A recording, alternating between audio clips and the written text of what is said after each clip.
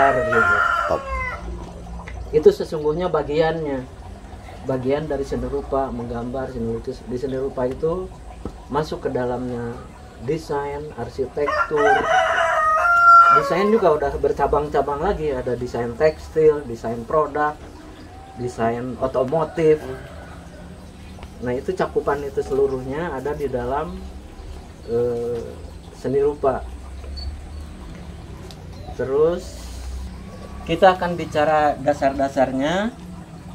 Saya kasih nomor 01 karena saya yakin betul ini nggak akan cukup untuk sekali pertemuan sekarang.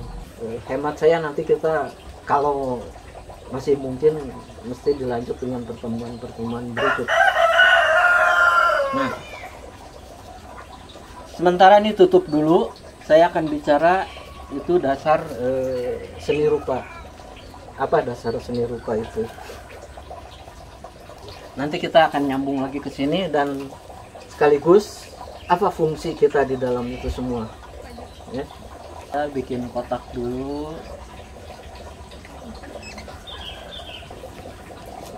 Ini saya betul-betul mencoba keluar dari kerumitan gitu supaya langsung bisa ditangkap aja. Mau bikin arsitektur, mau bikin desain otomotif, mau menggambar, melukis atau apapun, modal dasar yang paling utama apa?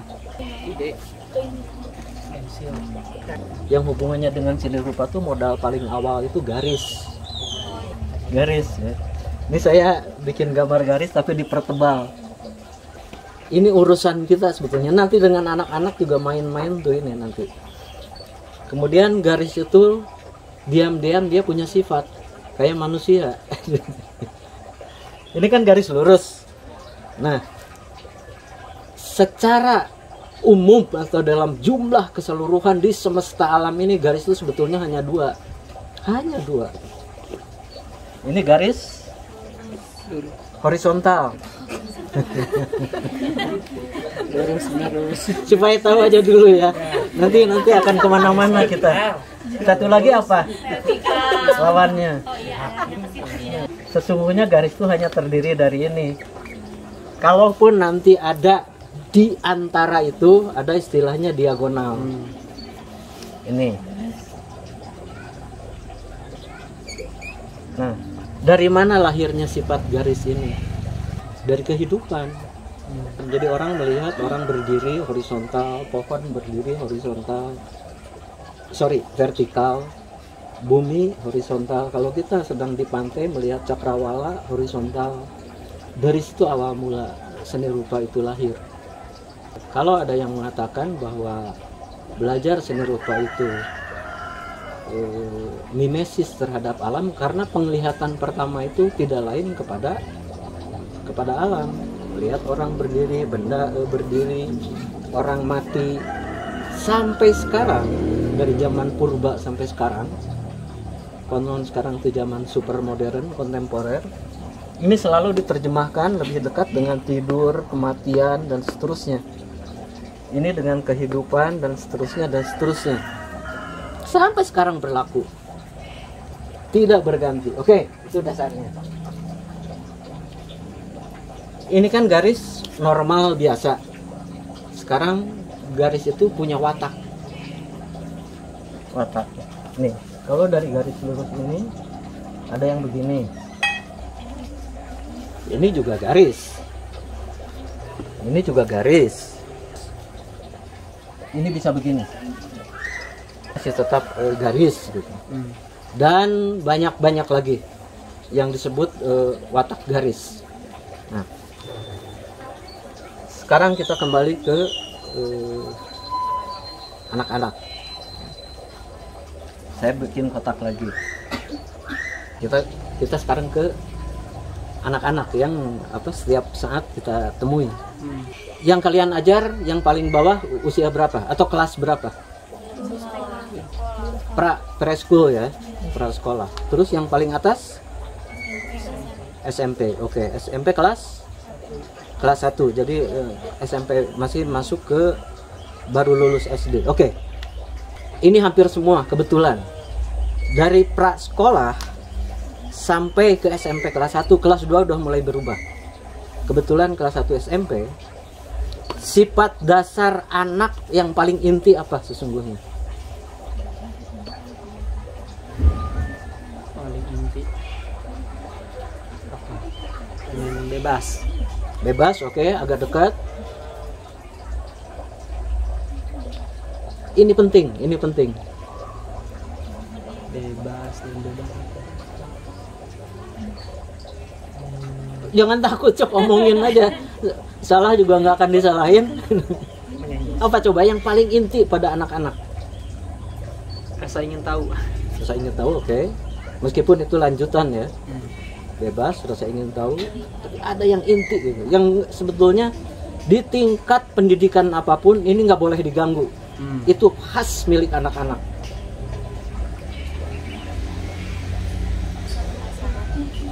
Hampir sama, penasaran, Kreatif. Hampir sama, itu lanjutan. Tapi ada yang paling dasar yang tidak boleh diganggu sesungguhnya. Itu watak anak itu ada di situ. Kita akan menghubungkan ini dengan watak anak-anak itu. Apa coba? Mulai di sini.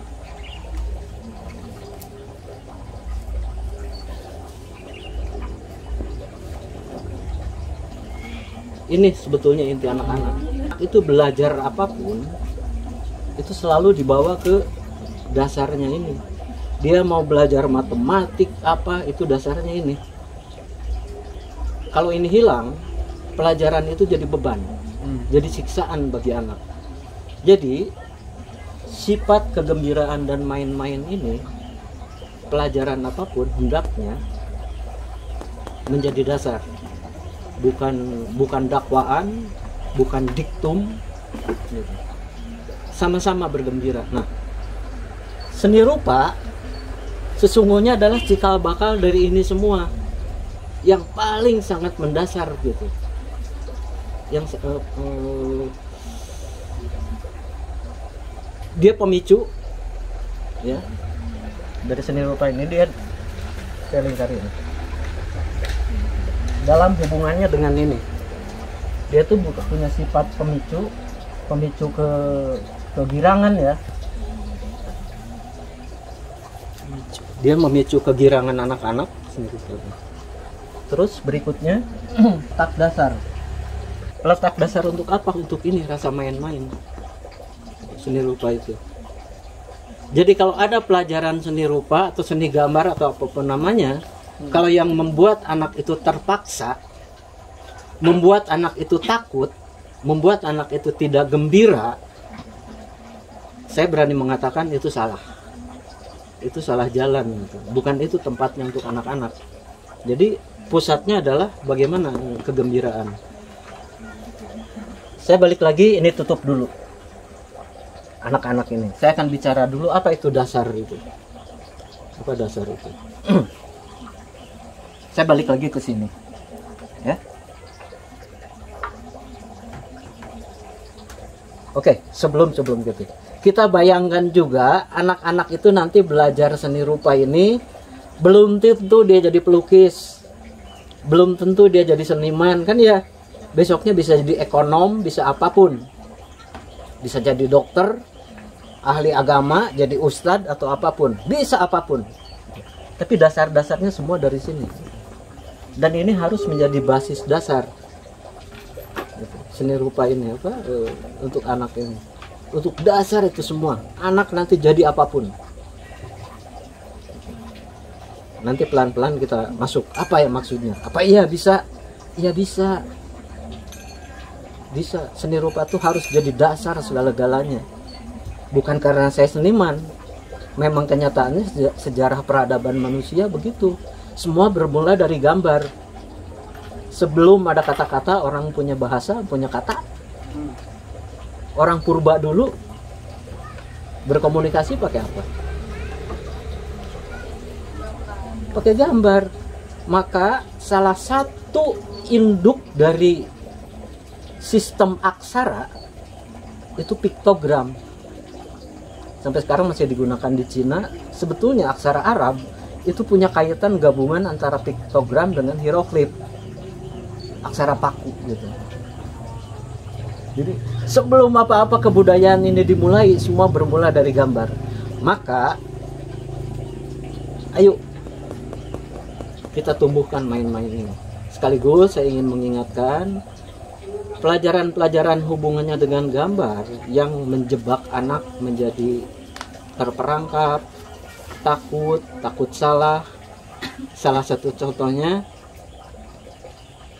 sekarang musim mewarnai. Itu kalau ada di kepustakaan Odessa, di perpustakaan, kalau ada buku mewarnai, sekarang juga itu keluarkan dan buang. Karena itu salah besar. Tidak ada hubungannya dengan ini, tidak ada hubungan dengan ini, bahkan memenjarakan anak. Nanti kita akan tahu apa yang terpenjarakan. Pelan-pelan kita jalan. Balik lagi ke dasar seni rupa. Nanti kita akan sampai mana yang kira-kira paling disukai oleh anak. Untuk sampai semua nanti ke sini. Tadi saya sampaikan, anak-anak itu belajar belum tentu untuk jadi seniman. Bisa jadi apapun. Nah, sekarang saya ingin bicara dulu seni rupa yang kalau memang mau jadi seniman. Oke? Nah, ini garis saja yang namanya seniman itu. Kalau kita punya kertas folio 1 lembar, bisa dengan pensil yang saya bawa-bawa, itu latihan awalnya itu. Karena kita terbiasa dengan aksara Latin, itu harus beratus-ratus lembar kita disuruh membuat garis gini aja.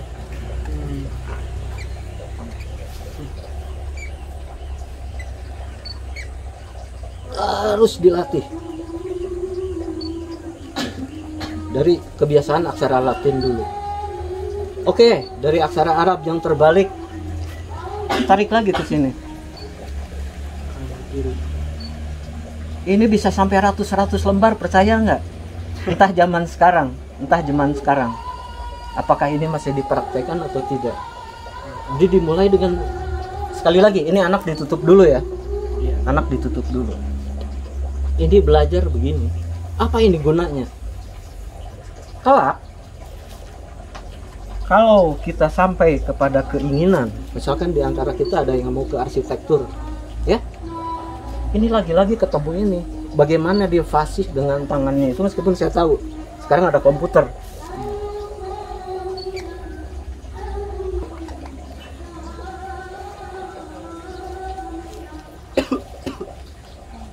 Apa ini artinya? Perspektif. Awal mula tadi saya menggambar dari mana dulu? Garis. Itu yang saya maksud. Jadi sekali lagi, dulu calon-calon arsitek itu harus ininya fasih gitu, dilatih.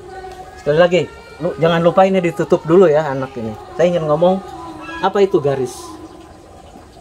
Kenapa harus dikuasai gitu. Nanti bikin desain mobil, desain sepatu, desain pakaian, semua hubungannya dengan ini. Kefasihan kita.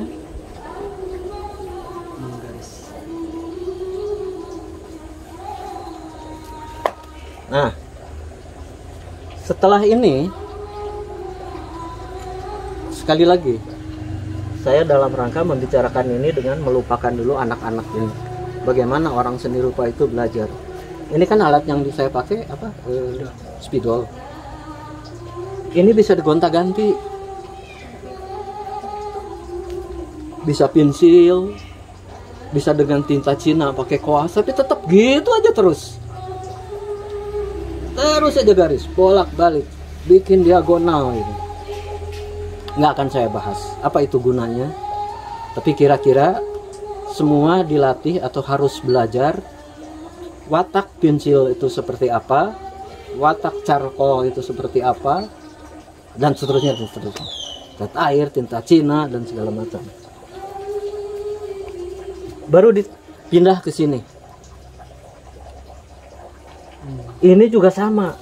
Kalau sudah apa namanya, tajam dulu, terus nggak berhenti. Ini saya dari arah cara menulis aksara Latin. Ini sampai beratus-ratus lembar dilatih. Nggak boleh pakai penggaris.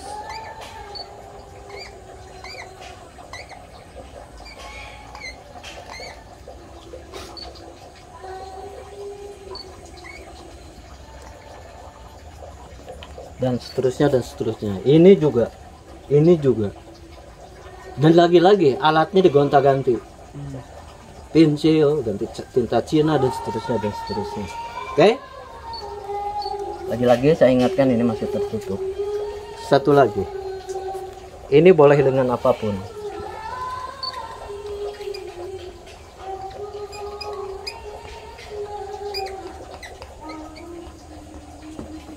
Ini apa?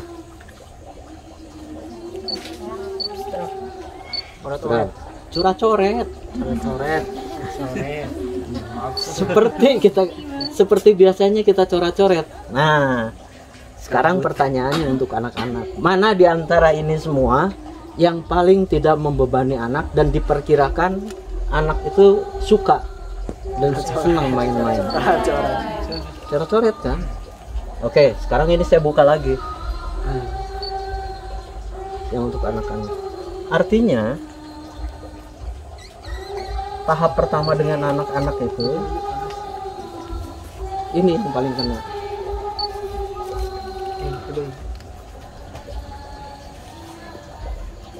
Terus kita selalu punya pikiran, alah coret-coret itu apa sih, apa gunanya, ya kan? Semua orang juga bisa, ya bisa, iya. Semua orang bisa. Nah, saya balik lagi ke sini. Apa gunanya itu?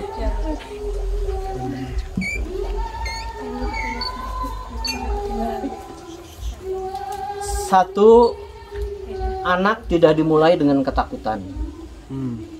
Meskipun karena anak-anak sekarang kan sudah lewat, ada yang sekolah, ada yang lewat didikan orang tua. Selalu yang namanya coret-coret itu disebut sebagai pekerjaan salah. Tidak ada gunanya gitu. Tidak ada gunanya menghamburkan kertas. Padahal ini sangat mendasar. Apa yang dikatakan mendasar gitu? Ingat ya, anak itu yang penting satu, munculnya keberanian, bukan dibunuh keberanian itu. Kedua, hukum salah dan benar itu belum eksplisit seperti kita. Jadi kalau kita menerapkan hukum salah dan benar kepada anak, apalagi yang preschool, itu udah salah karena hukum itu belum ada di benaknya. Meskipun pelan-pelan harus diajar, kalau mukul orang temennya ya salah. Tapi ini di dalam gambar. Terus tadi saya menyinggung soal mewarnai, segera buang itu. Segera buang. Apa coba bahayanya? Nanti ibu guru itu kalau di sekolah-sekolah kalau mewarnai, begitu anak keluar aja sedikit warna dari garis, itu disalahkan sama anak. Padahal di seni rupa itu nggak salah. Saya ingin menyampaikan, justru di seni rupa itu tempat menempuh segala sesuatu bila perlu melabrak kebenaran yang kita lihat dengan kebenaran baru, artinya salah. Boleh keluar garis, langit warnanya jadi merah, itu kan hukum alam nggak mungkin. Tapi karena apa? Ya ini juga terlalu jauh, tapi saya singgung aja sedikit. Karena hukum seni rupa itu bukan di dalam kebenaran apa yang kita lihat, ada hukumnya tersendiri. Nilai bagus dan tidak bagus, indah dan tidak indah itu ada hukumnya sendiri. Bukan. Nah, ke anak-anak itu sudah diterapkan. Nah, langit itu biru. Padahal satu kebetulan krayonnya tinggal yang warna kuning misalkan. Anaknya pun memilih ingin itu, masa nggak boleh? Oke, itu satu. Ketika itu dihambat, apa coba? Anak menjadi terbatas keberaniannya. Padahal apa guna keberanian itu? Tadi saya di awal mula sudah ngomong, pelajaran menggambar itu belum tentu untuk menjadi anak jadi pelukis, bisa jadi apapun, jadi ilmiawan. Apa yang paling pertama modal dibutuhkan? Saintis. Apa coba modal paling pertama? Keberanian melakukan antitesis. keberanian melakukan perlawanan terhadap teori yang sudah ada, supaya dia bisa melahirkan teori baru. Ilmu apapun, mau fisika, ilmu hayat, botani, atau apapun. Nah, kalau anak-anak kita sudah dihambat sejak awal, tidak boleh melabrak, celakalah seperti bangsa kita sekarang, bangsa penakut. Oke? Ya, itu panjang lebarnya. Jadi kegembiraan. Jangan takut-takuti anak-anak. Dari kegembiraan, saya udah orang-orang sih di rumah. Ini yang kemudian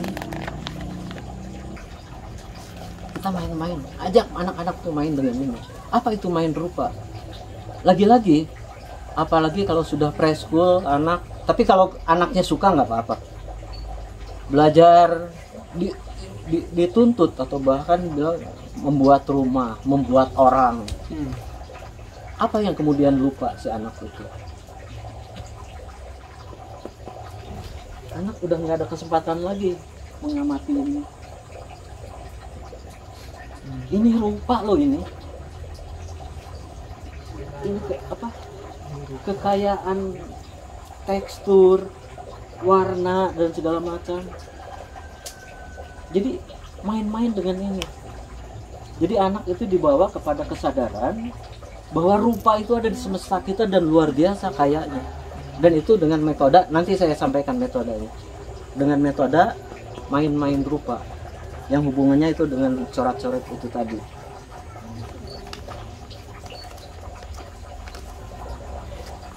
Nah, main rupa ini yang iseng-iseng anak ini sesungguhnya masih bisa kita olah. Nah, ini pekerjaan kita para pelatih atau katakanlah guru. Saya hanya menyampaikan satu istilah, ya sebetulnya masih banyak. Apa itu? Salah satunya adalah repetitif. Repetitif. Nanti kita praktek apa yang saya maksud. Jadi permainan anak ini yang iseng, yang tadinya dianggap tidak berguna, di sini kita turun tangan, pelatih atau guru. Makanya tadi saya waktu berangkat nanya ke Hamid, punya Photoshop enggak? Sekaligus untuk memperkenalkan anak dengan teknologi baru. Bukan artinya anak yang kerja, tapi di sini kita turun tangan nanti. Nanti akan saya tunjukkan apa gunanya. Nah, ini yang tidak kalah pentingnya, yang harus dalam pendidikan anak itu presentasi.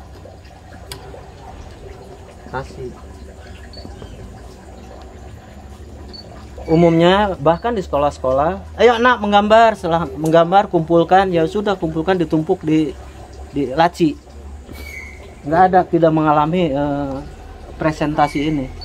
Apa itu gunanya?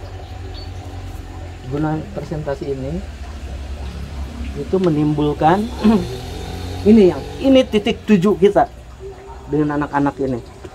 Titik tuju utama itu adalah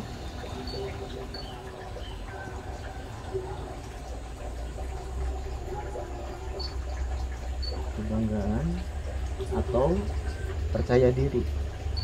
Ini yang harus tumbuh. Ini puncak kita. Nah, lewat pelatihan seni rupa ini harus mencapai situ. Sekali lagi dengan catatan, nggak usah kita bayangkan bahwa anak itu besok jadi seniman, jadi pelukis, nggak usah. Tapi ada beberapa tahap yang dia jalani yang kemudian menjadi modal dasar dia menjadi apapun. Oke? Nah, balik lagi kita ke main-main. Sekarang yang main-main itu adalah kita.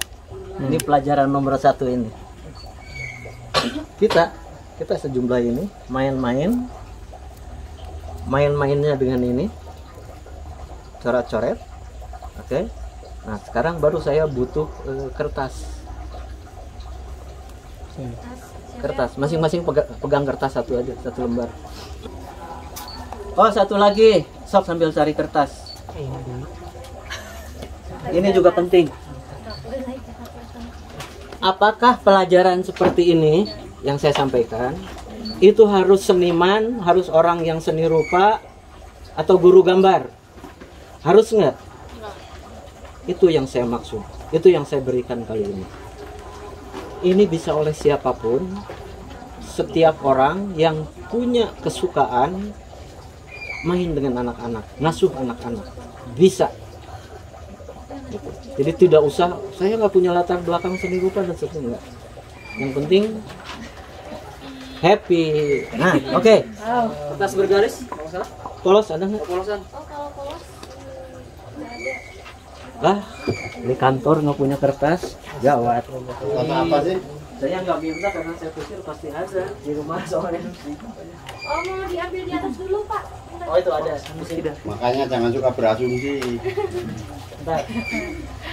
Itu tidak baik. Sambil nunggu sok kalau ada yang mau tanya apa supaya nggak mau nolak. Kertas apa sih, Pet? Polio? Polio biasa. Nah, itu banyak. HPS. HPS. Iya HPS. Iya, HPS. Aku Pak mau tanya. Sok. Guru SMP ku pernah bilang kalau menggambar itu nggak perlu pakai penghapus tapi ikuti kata hati sama itu Oh. kenapa? Itu apa dasar yang betul. Ini benar tuh itu. Itu juga titik tujuannya apa namanya? Keberanian. Yang namanya berani itu kan bukan artinya harus selalu berani benar. Berani juga dia salah. Supaya dia tahu apa itu artinya salah, kan gitu. Jadi, nah, di mana itu tempatnya? Di seni rupa.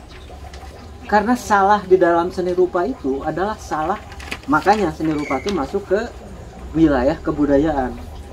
Jadi, salah di dalam seni rupa atau seni apapun itu adalah salah yang berbudaya. Tahu nggak akibatnya? Kalau di dalam kebudayaan itu selalu anak disalah-salahkan. Nanti anak kalau sudah agak besar seperti si ini, dia anak baik nih. Dia anak baik.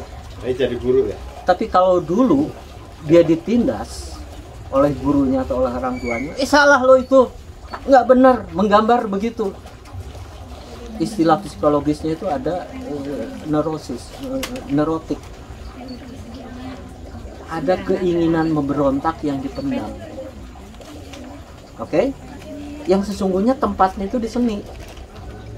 Yang dipendam ini seolah-olah nggak apa-apa. Dia di hadapan orang tua, di hadapan gurunya tetap kelihatan, wah anak baik, oh penurut. Nggak tahu bahwa anak baik dan penurut itu dipendam. Besok, ketika anak ini sudah agak besar, punya kekuatan yang lebih, itu biasanya keluar yang dulu dipendam itu, tapi keluarnya tidak di dalam seni rupa, keluarnya di dalam kehidupan keseharian. Jadi pemberontakannya yang lain bentuknya, bisa tawuran, berkelahi, pemarah dan lain-lain. Itu artinya pembebasan yang Alma, kamu punya tempat di uncultured, sana. yang tidak berbudaya. Ngerti? Bisa karena ini perlu dimengerti ini. Jadi di seni itu tempat pelanggaran boleh kok di seni itu. Itu pelanggaran yang kultural tuh, itu maksudnya. Supaya menemukan hal-hal baru. Tapi kalau pelanggaran di dalam kehidupan, berkelahi segala macam. Sekali lagi ini bisa begitu. Oke, saya gambaran sederhana. Sekarang itu udah dewasa anaknya. Dulu masih kecil. Anak ini anak baik. Saya kenal betul. Suatu ketika ada pertandingan sepak bola dulu di lapang Siliwangi, Persib. Saya kaget. Anak ini tiba-tiba menjadi bagian dari yang ikut lempar-lempar sampai memecahkan kaca mobil yang di sekitar situ. Padahal ini anak baik. Nah, kekagetan saya sekaligus membuktikan hipotesis saya. Jadi anak itu ketika sudah agak besar, ini ada sekelompok temannya nih. Ketika berkelompok itu, dia merasa kekuatannya terjumlahkan, keberaniannya yang dulu terpendam, yang harusnya keluar secara kultural, terekspresikan dengan cara lain. Dia sebetulnya melampiaskan keberaniannya yang dijumlahkan dengan keberanian lain, yaitu dalam bentuk memecahkan kaca dan melempar-lempar. Apa itu yang kita pilih? Nah, ruang ini dihapus. Banyak di ruang-ruang pendidikan kita ini dihilangkan. Anak itu kalau kelihatan bandel sedikit, kamu anak bandel. Padahal nggak boleh kan? Kamu anak baik. Pelajaran di situ harus diganti gitu. Karena sifat anak ya ini. Oke, kertasnya udah di tangan masing-masing. Udah.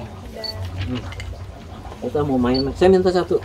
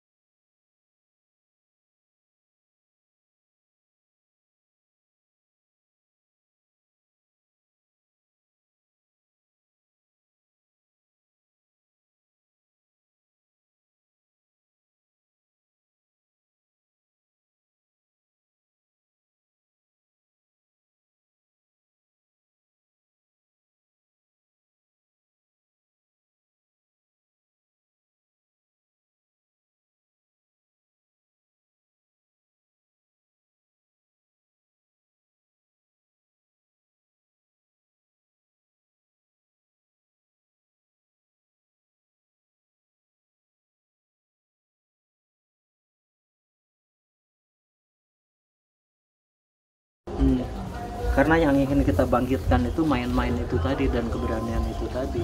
Iya. Saya mau ngambil lumpur.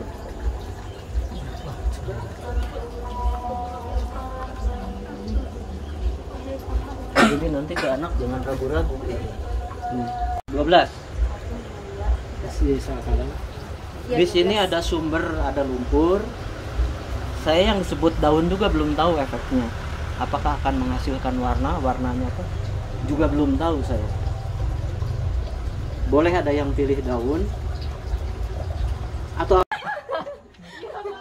ini sedang pelajaran pertama garis ini. Nah, itu diulang-ulang gitu. Jangan lupa sifat garisnya.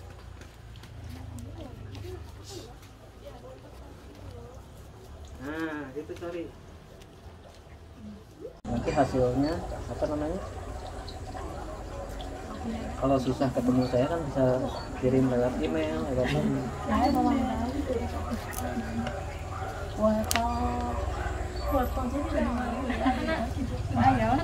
ini kan yang asli yang kalian bikin tuh yang part ini nih. Nah, yang part ini diduplikasi. Terus saja ke sini, diulang ke sini, diduplikasi lagi. Itu baru satu kemungkinan. Oke? Padahal yang gambar ini kalau di sini bisa dibalik kemana? Oke? Yang aku pengen yang ini sih dibalik kemana? Itu. Bahkan kalau ini tetap, ini bisa di flip. Ini sama dengan ini, yang tengah misalkan di flip. Apa artinya dibalik horizontal.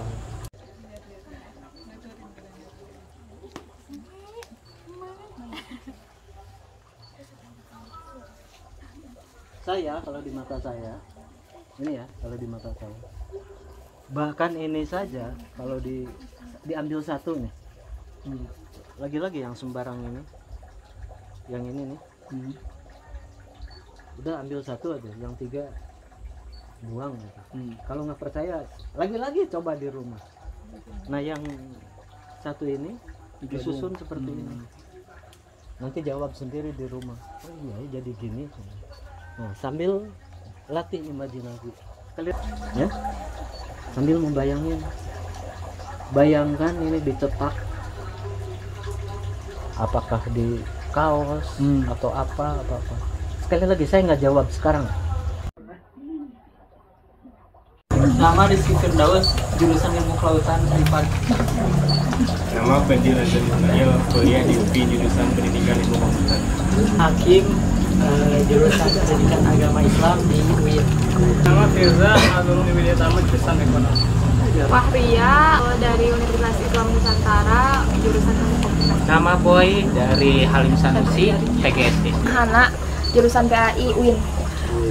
Nama Hasna, jurusan PAI di UIN. PAI apa PAI itu? Pendidikan Agama Islam. Terus Nama Citrus, alumni dari Unpas, jurusan Ilmu Kesejahteraan Sosial. Citrus itu ini apa, vitamin C ya? Iya. Betul sekali. Nama alumni Ekuitas, jurusan Manajemen Bisnis. Iva Ilkom Uninus. Raliri. Santri dari UIN, jurusan akuntansi. Marifa dari Unpas, jurusan Ilkom.